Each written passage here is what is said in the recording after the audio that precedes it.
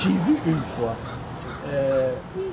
dans un débat, l'Assemblée même nationale, au sujet de l'équivalence de ces diplômes, j'ai vu que tu t'es battu. Tu peux vraiment, d'abord, nous parler de ces équivalences. Est-ce que c'est arrangé la situation ou pas? Et en général, là, je parle pas juste dans ton cas, parce que je me rappelle que tu as dit même, je donne des cours. Je donne des cours à certains ingénieurs, et lorsque moi je dois exercer, je dois passer un examen pour le cours que je donne. Exactement. Alors, ça, et en même, c'est-à-dire quel conseil tu donneras à des diplômés du Maghreb, est-ce qu'ils doivent venir? Ok. Ouais, globalement, la question des équivalences du diplôme, il faut comprendre une chose. Moi, je la considère comme une question de principe. Parce qu'il y a des cas où les gens n'ont pas besoin vraiment d'être dans un ordre professionnel pour trouver un emploi. Vous savez, dans le domaine aéronautique, un ingénieur en mécanique peut intégrer une entreprise en aéronautique sans vraiment être dans l'ordre. Parce que, au niveau de l'aéronautique, la certification se fait par Transport Canada, donc c'est pas vraiment, c'est toute l'entreprise qui certifie, c'est pas l'individu. Un ingénieur en génie civil, c'est beaucoup plus difficile, parce qu'il signe des plans, donc il faut qu'il soit dans l'ordre professionnel. Mais moi, la question de l'équivalence du diplôme, c'est une question de principe et de justice.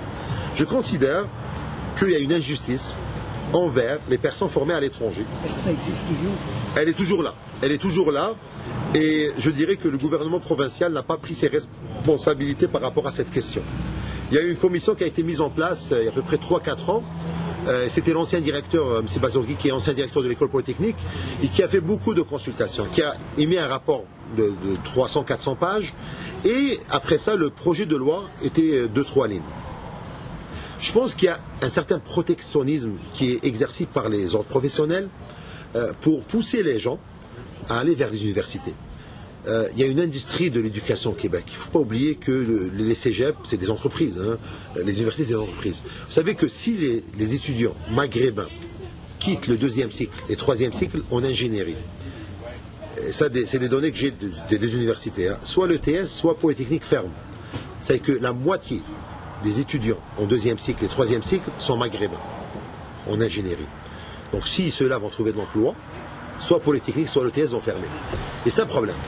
Donc, et c'est normal. Ce que j'aime en Occident, c'est, je dis pas qu'il n'y a pas de lobby, il n'y a pas de, je dis pas qu'il n'y a pas de lobby, il n'y a pas de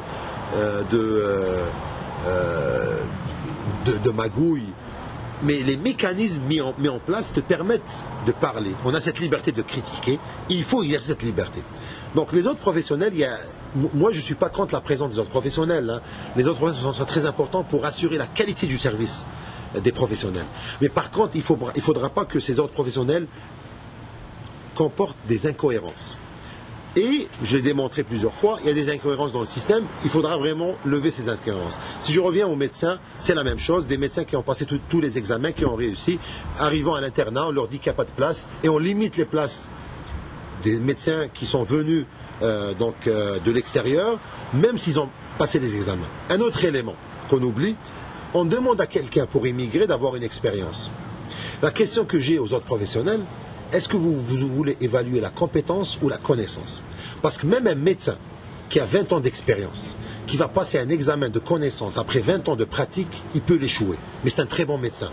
Donc le problème, c'est qu'on ramène des professionnels avec une grande expérience et on leur fait passer des examens de connaissance.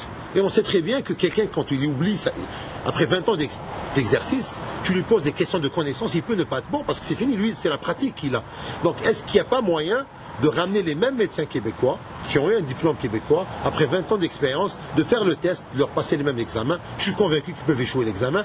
La question, c'est, si on ramène des gens avec de l'expérience, au lieu de tester leurs connaissances, il faudra tester leurs compétences. Donc il faudra mettre en place des examens de compétences. Et là, on va comparer des pommes avec des pommes. Un dernier point, et là je reviens à des positions extrêmes. Au sein de la communauté sur cette question, je vois malheureusement deux positions. Des gens qui pleurnichent et qui font rien. Vous savez, quand le taux de chômage a été annoncé en 2008 par le ministère, par Statistique Canada, j'ai démissionné de la table de concertation du Maghreb, du ministère de l'Immigration. M. Rachid Rafa a fait la même chose. J'ai intervenu dans plusieurs radios et télévisions, donc Radio-Canada et tout ça. Un Maghrébin m'a dit, Lamine, j'ai une question pour toi. Où est-ce qu'ils sont les chômeurs? Et c'est une question pertinente. Il faudra que les gens s'organisent. Faites attention. On vous pousse vers un système d'aide sociale et d'allocation, mais faites attention parce que vous allez perdre à la fin. Si eux, ils cherchent vos enfants, il faut faire attention. Parce que vous allez perdre votre carrière. Et ne tombez pas dans le piège. Mobilisez-vous d'une façon organisationnelle. On est dans un pays libre pour demander vos droits. Et là, je fais un appel aux concernés, aux chômeurs, aux 30% de chômeurs. Il faudra vous organiser. Il ne suffit pas de pleurer dans les cafés, mais il faudra s'organiser pour faire écouter votre voix. D'autre part, je vois malheureusement des personnes qui ont réussi et qui commencent à critiquer d'une façon inacceptable en disant que oh, c'est normal, ils n'ont pas trouvé d'emploi parce que c'est des incompétents, c'est des feignants. Ce n'est pas vrai. Parmi eux, il y a des gens honnêtes qui veulent trouver leur place, mais le système ne leur permet pas. Donc mon appel s'en va aussi vers des gens bien intégrés. C'est votre rôle de défendre des gens de votre communauté, parce que vous êtes plus crédible peut-être, vous avez trouvé un emploi, vous êtes plus crédible à parler. Donc c'est à travers les deux actions qu'on pourra trouver un juste milieu d'un discours équilibré qui responsabilise la communauté. Oui, les Maghrébins ont des difficultés à trouver de l'emploi parce que beaucoup d'entre eux n'utilisent pas la bonne méthode. Oui, ils n'arrivent pas à trouver d'emploi parce que beaucoup d'entre eux veulent avoir le poisson au lieu d'avoir la canne à pêche.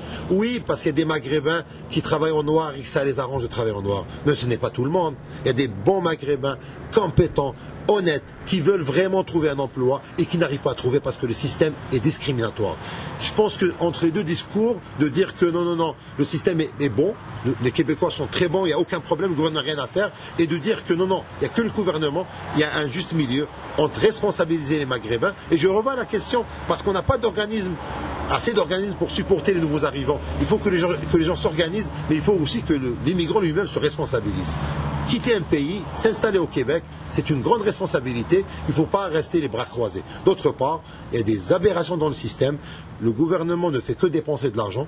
Moi, je vois ce qui a été proposé par le ministère de l'Immigration, parce qu'il y a aussi des vautours, des membres de la communauté qui sont autour du ministère et qui profitent du système et qui, eux, applaudissent au ministère de l'Immigration en lui disant « tout va bien ».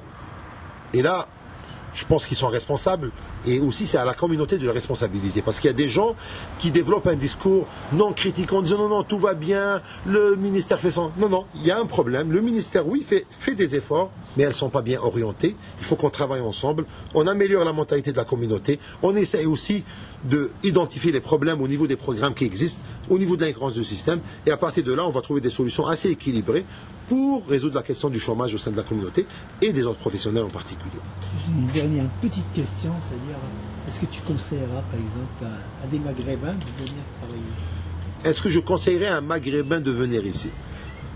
Je dirais à condition. Immigrer, il faut se comporter comme un enfant. Vous savez, un enfant, la différence entre un enfant et un adulte, c'est que l'enfant, il pose des questions pour comprendre et l'adulte pose des questions pour juger. Donc si vous êtes prêts à être comme des enfants, poser des questions pour comprendre, venez, le défi est grand. Mais il faut savoir pourquoi vous venez. Merci.